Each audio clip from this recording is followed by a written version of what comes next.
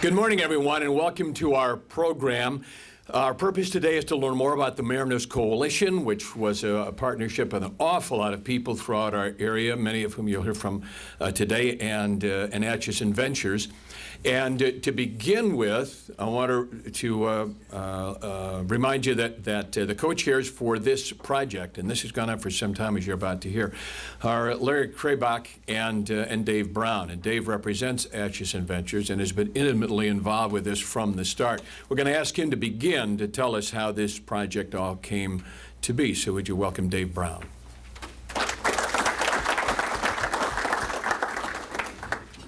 Thank you, John. And on behalf of the Acheson Venture Group, we welcome all you folks today. We're certainly very pleased with the response that we've had and very pleased with the fact that you've taken your time to come and join us today. I'd be remiss not to mention the fact that the initial involvement with this project was initiated by Dr. Thomas Mooney. Dr. Thomas Mooney is here today, and he was chair, but he has taken on a leave of absence from the chairmanship of the Mariners Coalition Group, and has business opportunities over east. So, again, Thomas, thank you very much.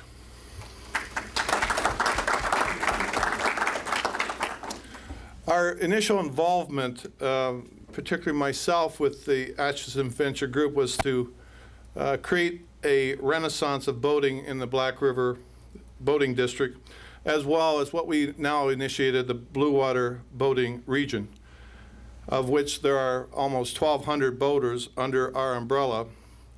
And we, in effect, identified this area of concern as a prime target for enhancement, and that is to improve the relationship as it relates to the rules and regulations, clarification of rules and regulations from boater standpoint, mariners, marina stakeholders standpoint, and border and customs officials. One very important point here is that Mr. Acheson himself has taken a key role not only in the involvement of the Mariners Coalition Group, but also a principal role in sitting with the core group and involving himself as a key component and proponent of this particular mission that we've had.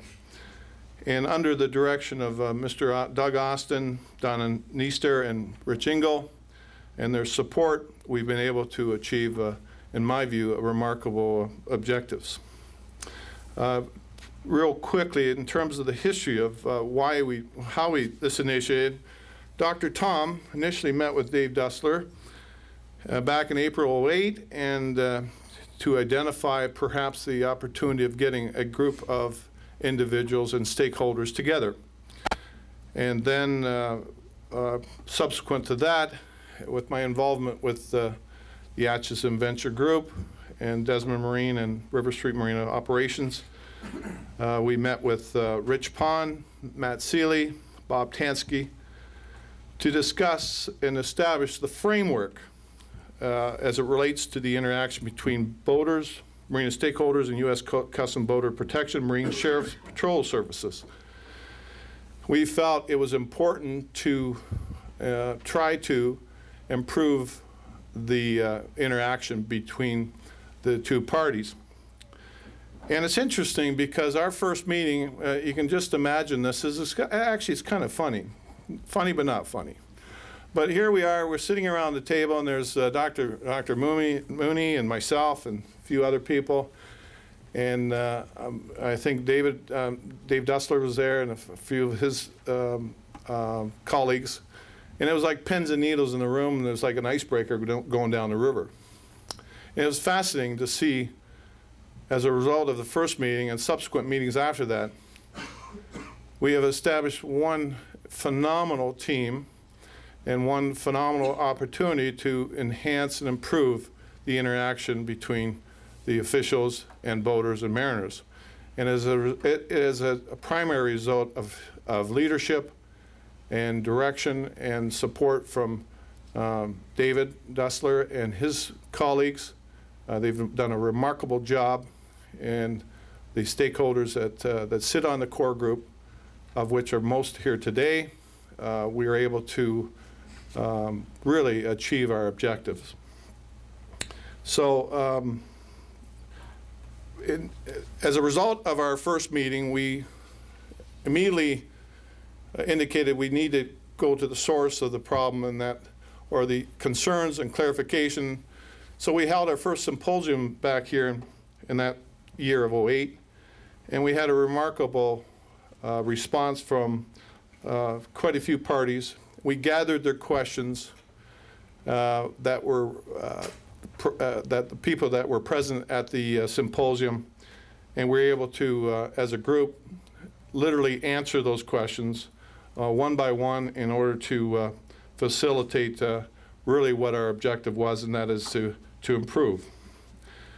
And then as well, we then on a constant basis, on a regular basis, we met and established what I would suggest is really a tool, and that was to develop a DVD and a website, an email address to really bring to the public awareness the importance of rules and regulations so that they're no longer ambiguous, and at the same time gives us a conduit of opportunity to communicate with all parties involved to simply improve the boating activities and enjoyment of this region. So based on that, we've, through the group that we've established, and one of the key components of this group was Katie over here, and Katie has to get an applause because she did a terrific job.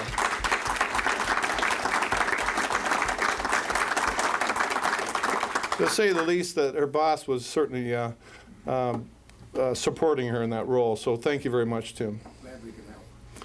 And as well as our team at Acheson Ventures has been simply phenomenal, and we have an outstanding team there as well. And we will continue the Mariners Coalition Group in the years to come. And we now, as I said, indicated earlier, we do have an email address, and we'll be distributing the DVDs, which you will see today, to as many marine stakeholders in order to improve, enhance the renaissance of not only the Port Huron Boating District, but also the Blue Water region. So again, thank you for coming today, and I give it over to John. Thank you.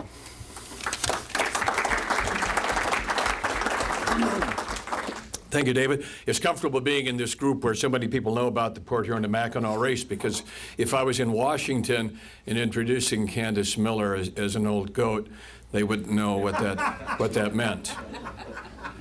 You do know what that means. I first met Candace Miller when I was in the radio business, and she became Secretary of State. And I remember interviewing her the first time and being taken with how comfortable she was to talk to, and how easily she laughed, and how pleasant it was to spend time with her. And that has been my experience since then. And nowadays, I don't run into her all that often, but whenever I do, she always remembers my name, which is something a lot of my kids don't always do. So I'm delighted to be able to introduce her. She has played an intimate part in the Mariners Coalition development. She's a lifelong boater, and she loves the area, and she's here with us today, Congresswoman Candace Miller.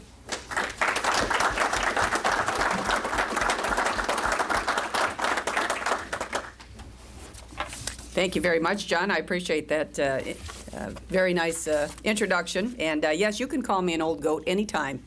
And yeah, if we could just fix that a little bit. Thank you. That's great. Actually, in my case, I'm an old nanny goat, right? So, and I tell people that in the United States Congress. In fact, I remember when I first got there, my very first piece of legislation was to get the bramble, actually. Was turned over to the foundation here with Acheson Ventures and that. And I remember speaking on the House of the Floor, and I was talking about how the bramble had followed the Mackinac fleet up the coastline all of these many, many years, and how wonderful it was, et cetera, et cetera. We didn't want to lose this maritime heritage here in the Blue Water area, and that I was an old goat, an old nanny goat. And afterward, you know, the folks that take the record for the congressional record. The lady came up to me, I remember, on the floor, and she kept looking at me. She said, "What did you call yourself? I just want to make sure I get this right in the congressional record." I said, "No, that's fine. Just write it down that way, because that's what it is." But I am absolutely delighted to be here today. It is a beautiful day. Spring is right around the corner. And just coming here today, looking out at the St. Clair River and some of the ice coming down. I guess the ice bridge has broken up a bit out north of the bridge here a bit, and we're starting to see some of the pieces floating down. But, you know, we are truly, genuinely all blessed to live in, I think, what we can honestly say is the most beautiful place in the entire world. It really is. And I've been a lot of places, but I can never think about even living anywhere else in Michigan. And particularly on a day like this, we start thinking about all this wonderful, wonderful fresh water and boating season, another boating season coming. And we think of the Great Lakes, and it is truly 1/5 or 20% of the freshwater supply of our entire planet. And sometimes we forget how blessed we are, just literally look out the window and look at it all. They sometimes say that oil was the big issue of the last century. In this century, it's going to be fresh water. And we have that, certainly. You can't replicate that. You know, you might be able to golf in Palm Springs. It's nice there. But guess what? They don't have the fresh water that we do. We have the most valuable natural resource, I think, known to man right here. And we look to the, as, you know, not only as our drinking water supply, but for so many other kinds of things. We look to it certainly for fishing, magnificent fishing, and boating, recreation, all of these kinds of things. And as John has mentioned, no secret that I do love boating. I've raced 29, actually, Mackinac races, but who's counting, right? Port Huron to Mackinac races, a number of Chicago Macs. And I love to race sailboats, but we also have a power boat. So I'm very non-discriminatory when it comes to boating. I love boating of any type. In fact, I have to say, I was just looking at this display of all these knots when I first came in. And when I was a kid in my dad's marina, that's how I used to make a quarter at a time. I would go along the docks and bet people, I can tie a bowline faster than you. I'll bet you a quarter. I don't know how I am as a legislator, but I can tie a very fast bowline, I will tell you that. But it does seem that throughout my entire career, boating has always been a part of that, whether it was selling boats for a living in my family marina before I got involved in politics, or some of the various jobs that I've had. John mentioned about being the Michigan Secretary of State, where actually one of my jobs there was registering all of the watercraft that we have in Michigan. And for many years, we have led the nation in the amount of watercraft, registered watercraft that we have. I think we've fallen now behind Texas, I believe, or one of them. But we have about 1 million registered watercraft in Michigan. And I often used, actually, the annual mailings that we would do, the registration mailings for the Secretary of State. It was time to re-register your vehicle, to advocate for issues that I thought were important, whether that's boating safety. We used to advocate about how make sure you don't get the zebra mussels if you have a boat on the out of the Great Lakes. You're trailering it and you're dumping it into one of the inland lakes or rivers or streams or what have you. How the invasive species were moving, and this is in fact what's happening here today is something I think we should bring up with the Michigan Secretary of State's office to see about having them advocate for this Mariners Coalition, because Michigan being a border state, what's important to us here in this region is important all around our state, quite frankly. So I think what you've done here, I think, could be very much a model for the entire state, and the word needs to get out. But, you know, one of the things that we have always enjoyed doing in our family, like all of you, is going to Canada, going across to Canada in every way. And whether that's just for lunch, or maybe you're going swimming or fishing or what have you, it's very, very important. And we look at Canada not only as our immediate neighbors right across the way here, but certainly as our friends, our family. In many cases, family members are literally just the only thing that's in between them is this long liquid border that we share with the great nation of Canada. And we transit across, back and forth, whether that's from the bridges, the rail, through the air, or certainly on boats as well. And although we have always, of course, observed the rules of clearance, customs, let us face it, after 9/11, our world's changed. everybody's life changed after 9/11. And I think certainly every time we get on an airplane, for instance, we are reminded of that and the kinds of things, clearances that we now have to go through.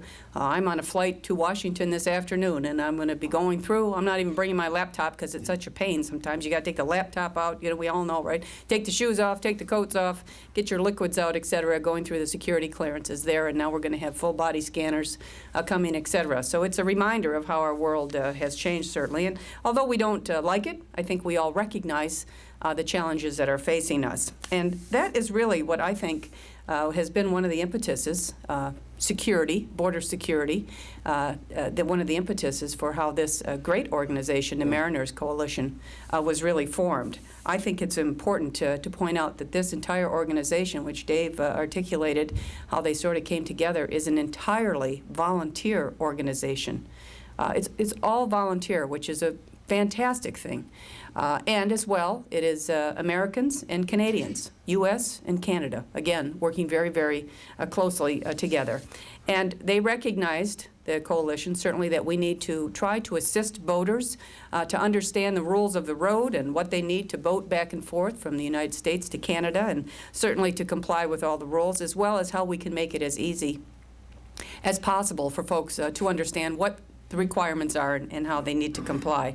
So I think with the generous assistance, certainly, of the Acheson Foundation, and as Dave Brown has mentioned, and John Hill and everybody that's involved here, the Customs and Border Patrol, you're going to hear from Dave here in a moment, and certainly our Sheriff's Department as well, with our great County Sheriff Tim Donlin, who's been an advocate for forming partnerships and trying to be a force multiplier and educating the public on all kinds of issues. This has really been, it's a great organization. We're going to see the DVD here shortly, which I was delighted to participate in my office. In fact, Karen Cernell, who's my district director, is somewhere in the audience here, but I think there she is. I know she comes to all the Mariners Coalition meetings, and our office wants to continue to be involved in that. And as well as a DVD, they have a very handy wallet-sized card that has the Mariners Coalition, the website, and all of the contact numbers and information that you can just stick in your wallet, and we want to get that around to voters as well. We actually had a meeting 2 weeks ago, I think, the Anchor Bay Yachting Association down in Macomb County. And that is an association that's been in existence for about 4 decades, but it is all of the boaters, boating organizations all around the Anchor Bay region. So I think they have about 40 different clubs that are affiliated. We had a big turnout down at McRae Harbor, and we were talking about this. Customs and Border Patrol had a great presentation there as well, and just getting this kind of information out to these organizations is important as we do that here now in the Blue Water area.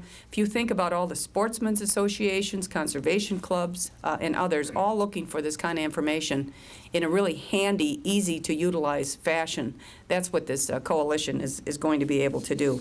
I will say one thing, I always try to promote this when I'm around, is using a Nexus card. And I know Dave will agree with this. We like the Nexus card in the Miller team. We always talk to our constituents about this. A real easy way to transit quickly and expediently across the border. I mean, if you're going across the Blue Water Bridge, they actually have a Nexus lane, which you can get through very quickly if you have your Nexus card. Whether that's here or the Ambassador Bridge or the tunnel or to Windsor Tunnel, what have you, you can use it when you're boating as well. And it is $50, but it's for 5 years. So it's $10 a year for 5 years, and it's a great document. And my husband and I both use our Nexus card when we're boating, and we found it to be very easy, and I know that they talk about this as well.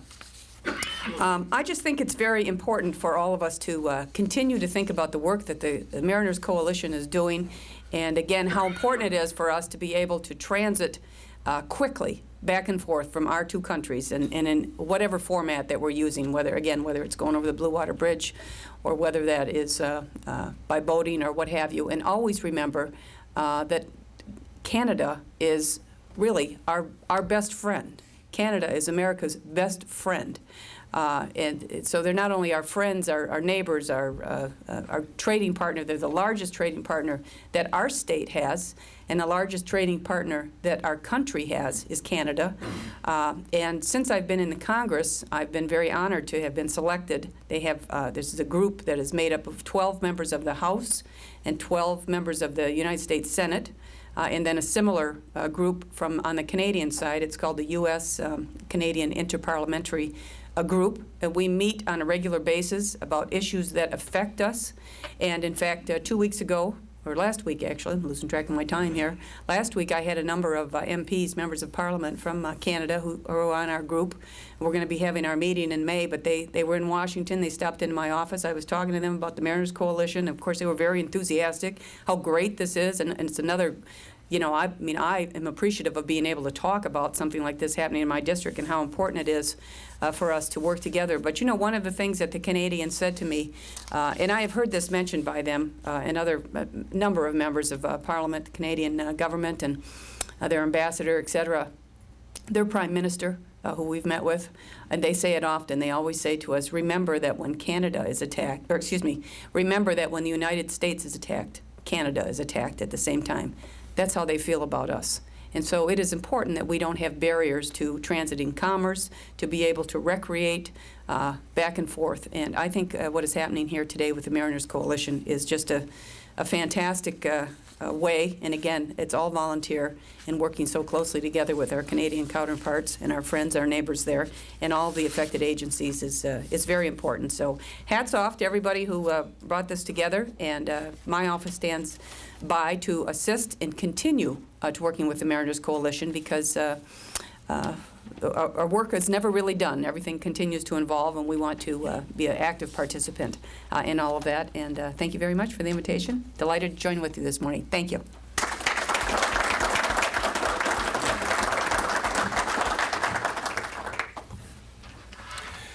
As Congresswoman Miller mentioned, one of the departments that's intimately involved with the boat travel in our area is the County Sheriff's Department, and so Dan Donlan was certainly an important part of this committee. And let's learn about the county's part in the Mariners Coalition. Sheriff Dan Donlan. Sheriff Tim Donlan. I used to know somebody named Dan Donlan. You do. My former uncle, and a good man. Thank you for having me. I really appreciate the kind words, Congresswoman. And I want to thank the Mariners Coalition for inviting the Sheriff's Office to be a stakeholder in this new program. You know, when you think of St. Clair County, we've got 110 miles of international border, and that's more border than any of the 83 counties in Michigan. And a lot of people don't think about that. But what makes St. Clair County the most beautiful place in the world to live also makes it extremely challenging for area law enforcement, be it Border Protection, Coast Guard, Sheriff's Office, Michigan State Police. It's a challenge. It's a challenge with our 110 miles. It's a challenge with our international borders and our large freeways. With that, we are ever so happy to be part of this and to be a stakeholder in this. Our Sheriff's Office is committed to working together with this. We have the cards. We are looking forward to handing those cards out to our boaters to streamline the custom border contact that's needed. And if it makes it easier for the citizens, it's good for St. Clair County. Again, we are very committed to be a part of this. We look forward to building our relationships with the Mariners Coalition. Lieutenant Maury is here. He's in charge of our Marine Division. He has been attending the meetings, and we are very excited about this. I think this is perfect timing for our economy to improve our relations and to build some bridges and relationships with our citizens and law enforcement together. So thank you for inviting us to be a part of this. Again, we're very committed and very excited to be part of this. Thank you.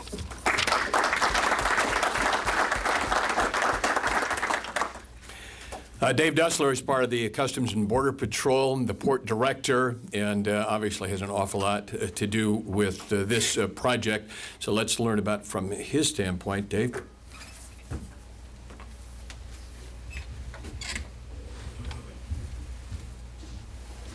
Good morning, everyone. Congresswoman Miller, Sheriff Donlan.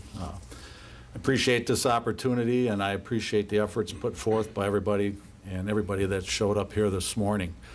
As Dave Brown mentioned, this never would have happened hadn't it been for a phone call from Dr. Tom Mooney to my office at Customs and Border Protection. And Dave described it pretty good. The first meeting was like an iceberg going down the river. Customs and Border Protection, we are the enforcement arm of the federal government. And like any law enforcement agency, our primary goal is to enforce the laws. And as Congresswoman Miller said, our lives all changed in September 11th, 2001. And as our agency grew, when they created the Department of Homeland Security, we effectively and efficiently rolled out different priorities. And one of our last priorities was to secure our borders by water. And it's a very large, and it's the most difficult part of our mission to secure, because as Sheriff Donlin just said, just here we have 110 miles of shoreline in our area. And myself, my office here in Port Huron, we're responsible for 252 miles, as my area of responsibility stretches all the way up just south of East Tawas. So you can imagine, I mean, I did a search on the internet, and there's something like 57,000 registered boats just in this area.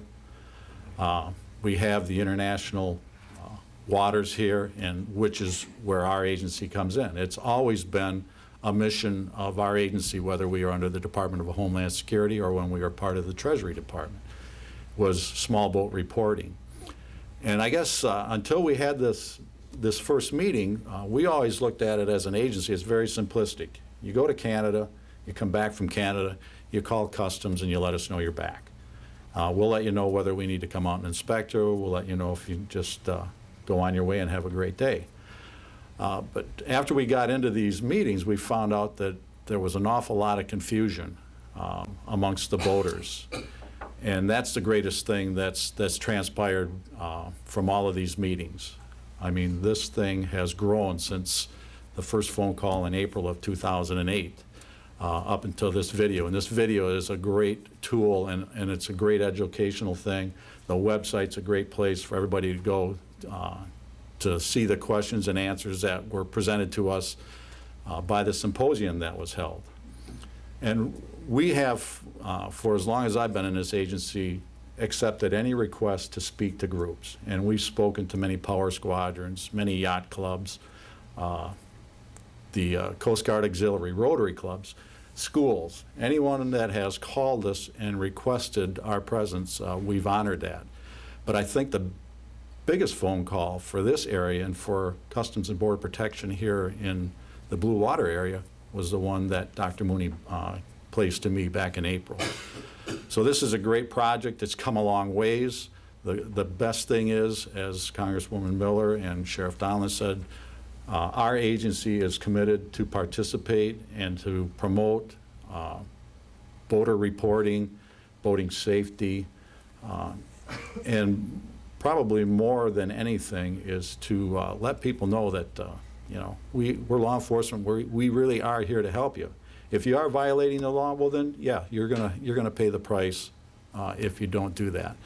But our agency is big in informed compliance, and we've been doing that for the last 3 years. And in 2007, we only had 1,000 boaters call in and report that they went to Canada. Now think about the 57,000 registered boaters. 1,000 people called in.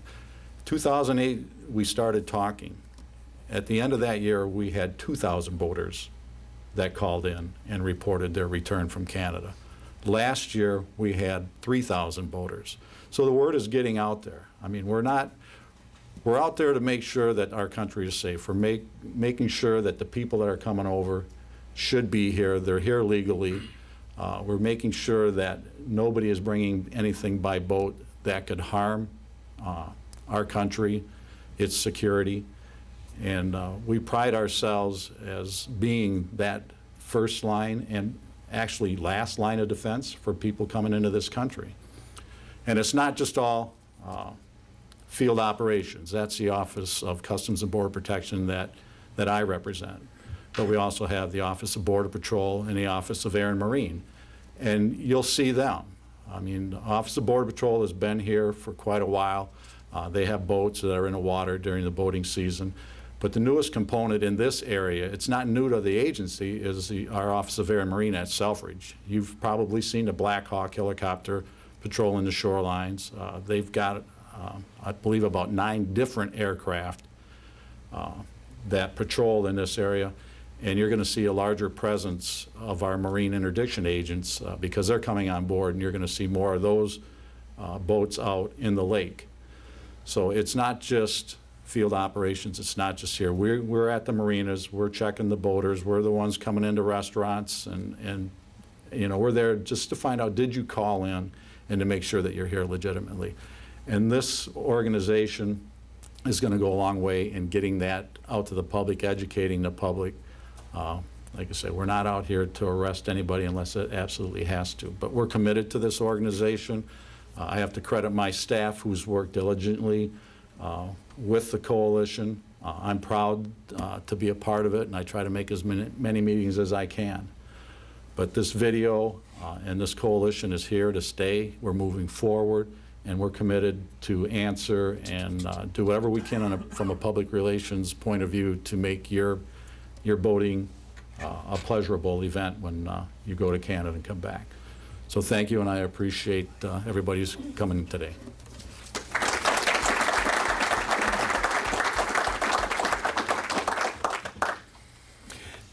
The DVD you've heard referred to a number of times is available at the website. You'll see copies here, and we're going to look at it now. The purpose of it is to complement the website and to give an overview of just what the coalition has been working and talking about for so long and talking about today. So we're going to kill the lights and have a look at that DVD right now.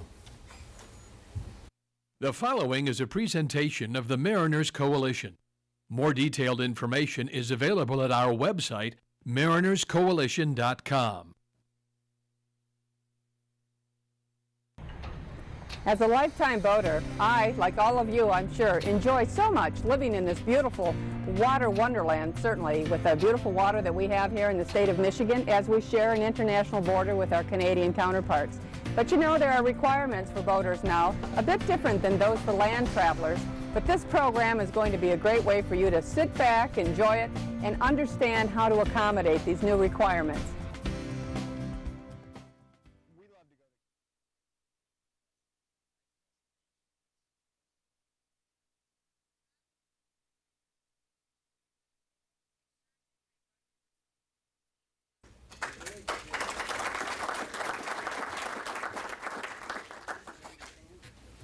That's our program. Thanks very much to all of you who came today. If you would like to stay around a little bit, and principals today will be glad to answer some of your questions. Thank you again.